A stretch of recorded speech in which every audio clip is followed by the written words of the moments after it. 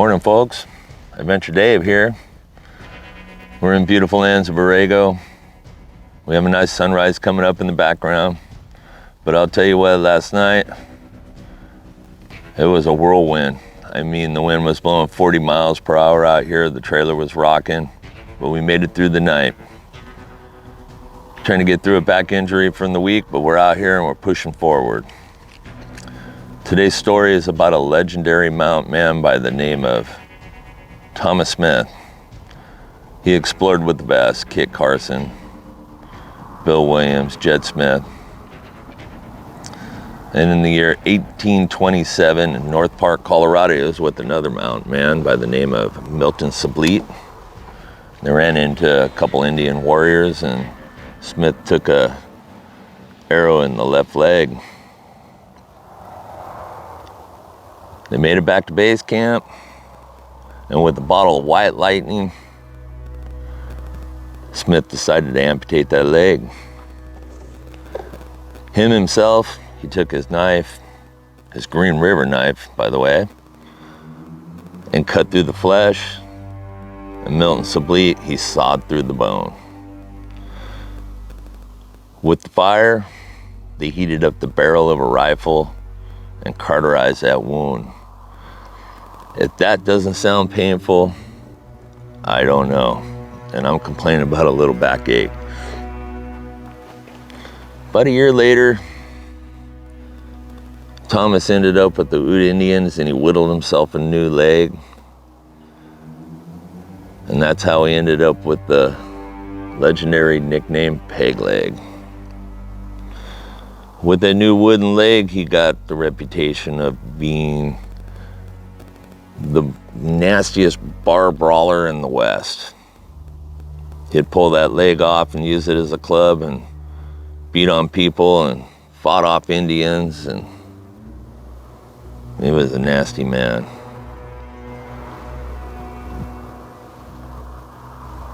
To move forward with our adventure,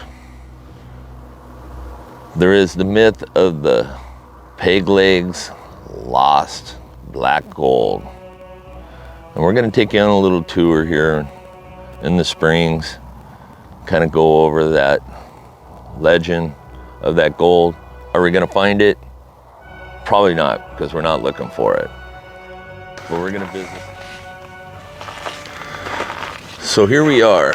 We're at the monument of the legendary Pegleg Smith.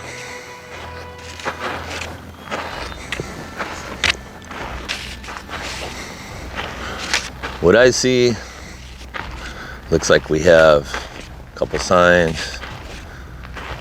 Pegleg Smith Monument Register, erected by Desert Steep, February. Looks like we have a book exchange here.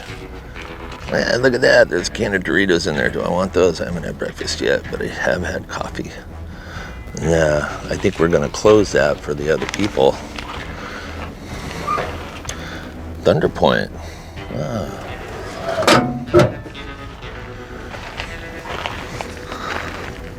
So, Smith, he was also one of the Old West toughest mountain men. He could have let a blood-curdling cry that was the envy of the Comanche War. He also had a great career as a horse thief. So we're out here. It looks like somebody's in the parking lot there. There's a truck. Look at that. Might have to go there in a bit.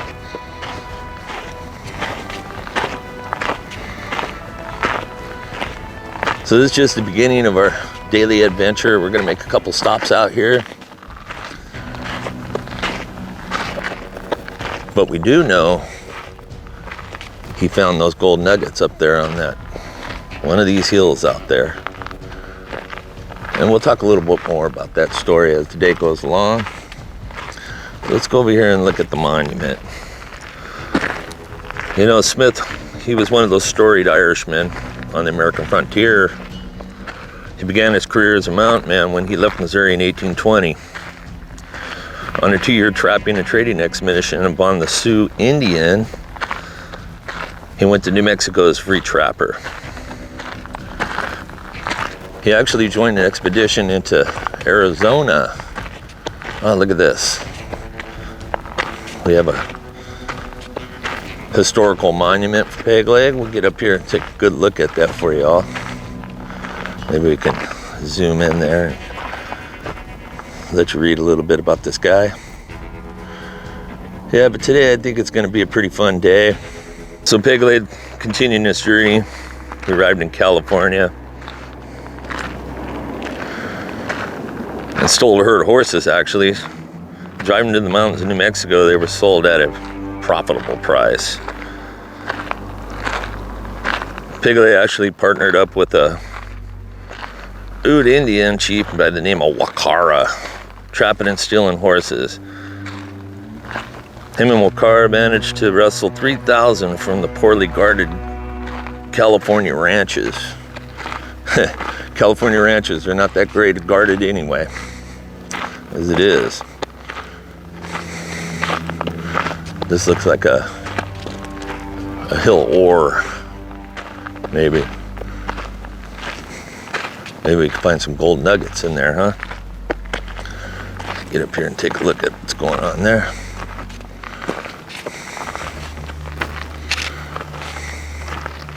I have a bunch of granite.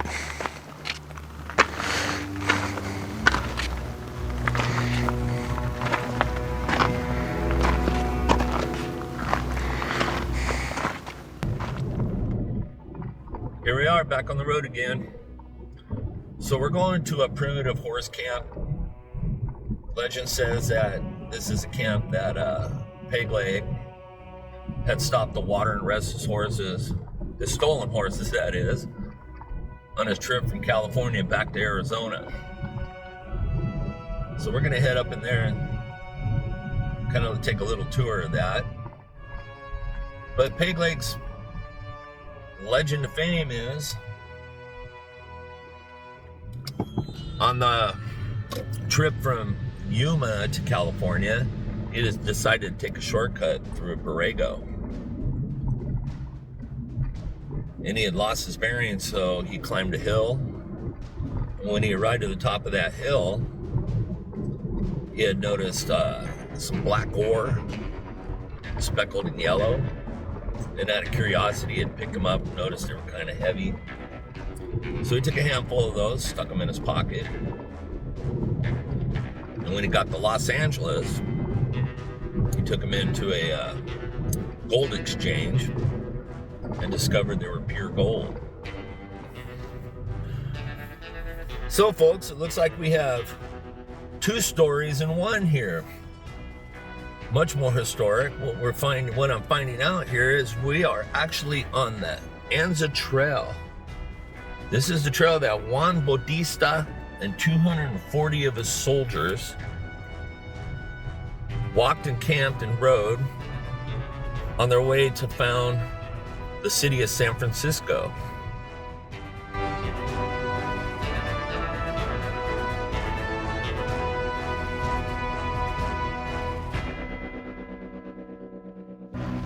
So hey folks, here we are. We're out here in the middle of nowhere and we've arrived to the horse camp. And wow, this place is extravagant. I mean, it's clean and it's beautiful. We'll give you a little tour.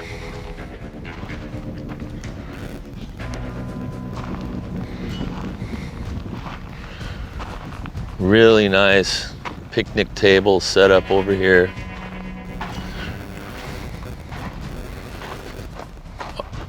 RV hookups. Iron corrals with picnic benches, barbecues. And I mean, this is in no man's land. Every amenity that you need to go horseback riding out in the open country here. Free showers right now. I spotted a structure up there. I think we're gonna take a ride up there and poke around at that.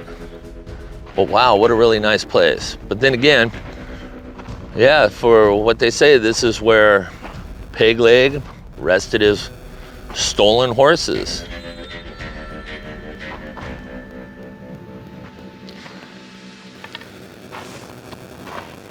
So folks, on the way to the structure, we've stumbled across Doc Beatty's root cellar.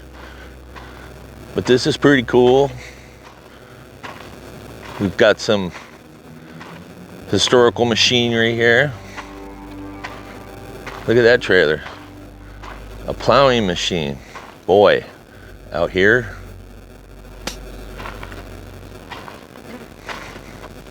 Very neat. Looks like we got the Love Shack. Let's go take a look at that.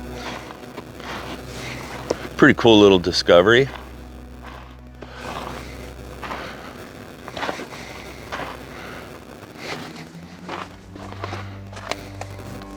Very interesting. Well, no vehicles allowed on this trail to get to that structure up there. I would assume that's Beatty's pad. So we reached the shack. I'm gonna call it the Krusty Shack. We're gonna walk around and give you a little view of this. Pretty cool stuff here. There's the Krusty Shack, Krusty's Corner. There's a new water tank, water pump, scary tree. But this is pretty cool. Look at this old clothesline hanging there. Nothing like having fresh air clothes drying out in the hot sun.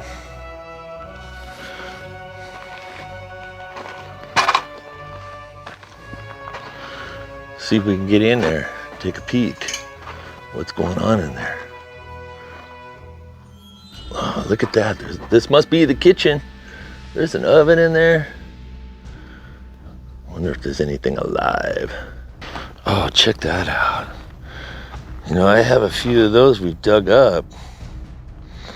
I'm gonna have to see what that's all about.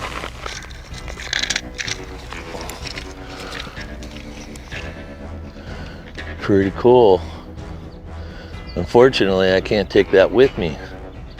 I'm not allowed to take anything from the desert area, but I'm gonna try to set it up out there.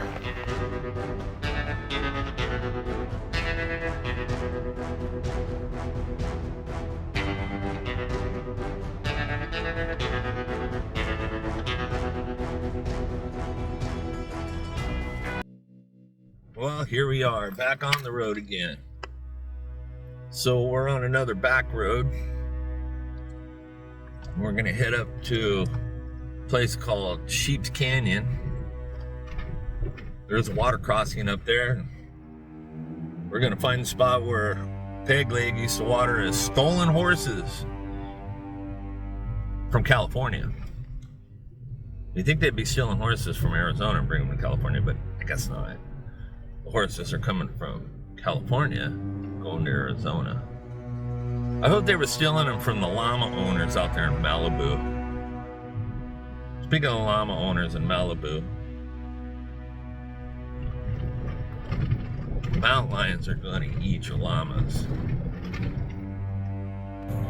Really getting pretty back here, folks. Kind of going back into this canyon. Any one of these hills here could be the hill of gold.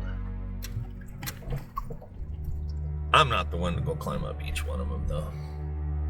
Just not gonna happen. Again, we're not here to find gold. Hear the story of the old man and his wooden leg. So, folks, we made it to Pegleg's watering hole.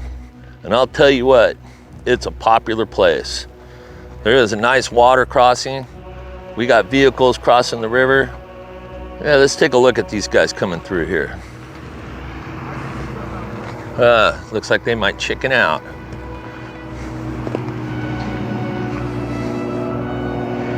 I know this Jeep's not scared. He's gonna go right on through that baby and make a big splash for us.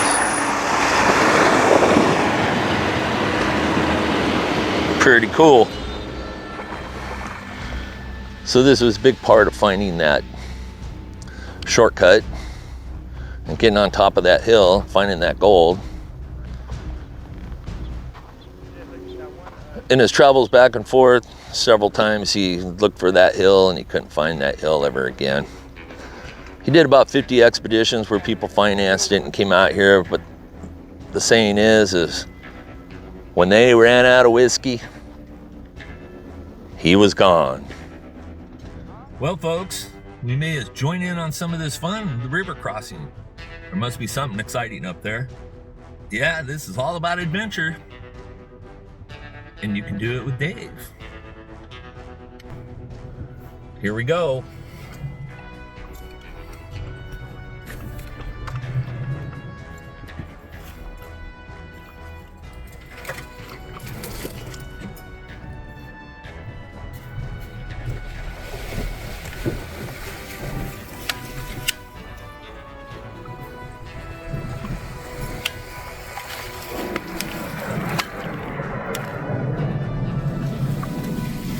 Woohoo, we made it. Well, good morning, folks. Day 2 of our Pegleg adventure. I got a big surprise last night. My sweetheart Susie showed up to give me company for the closing adventure of this story. Say hi, Susie. Hello. So, Pegleg and his lost black gold. Is it myth? Is it real? Is it not real? I don't think we'll ever know. But legend says there's a vaquero, which is a cowboy, who had stumbled across this hill of gold. He never told anybody, but he would come in and he would grab a pocket full of those gold nuggets and head back to his hacienda. And when he ran out of money, he would come back, spend about 4 days. Nobody ever knew where he went. And he kept that secret until the day he died. There was another time, discovery number 3, there was a miner who had got lost his bearings out in the same area, climbed a hill, and claims to have found that gold. He continued on his journey to Los Angeles and he fell very ill. And he died in the doctor's hands that took his gold and became very wealthy. Sounds pretty fishy, doesn't it? You have a doctor you trust? I don't. So right now we're heading to a spot out here more toward the Salton Sea for another potential claim of finding the gold, and we'll keep you up to date on that.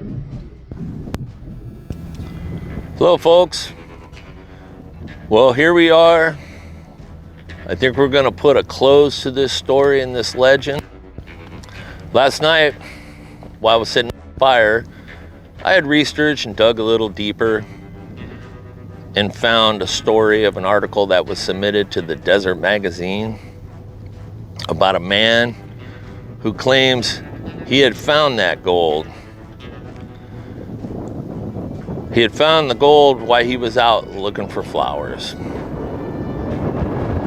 And from 1955 to 1965, he claims that he had staked $315,000 worth of gold nuggets from this area here on a hill.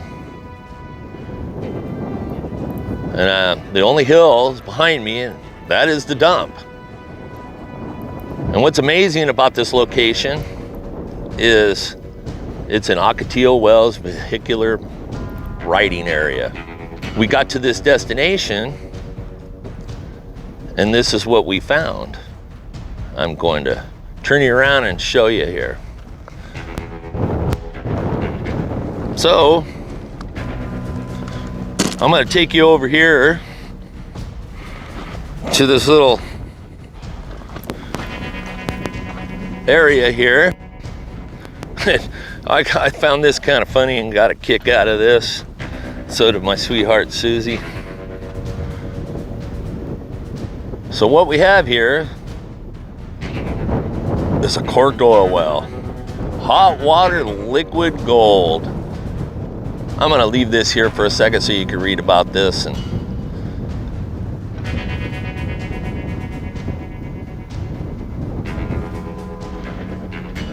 But the fact is that $315,000 is worth $3 million in U.S.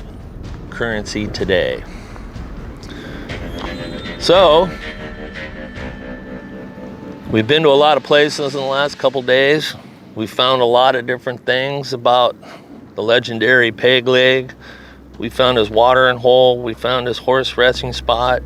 We came across abandoned homes. We found campgrounds for Juan Bautista. But it's up to you to decide if this is legend, a myth. It's all up to your own imagination. So we're going to close this adventure, and we'll see you on the next one.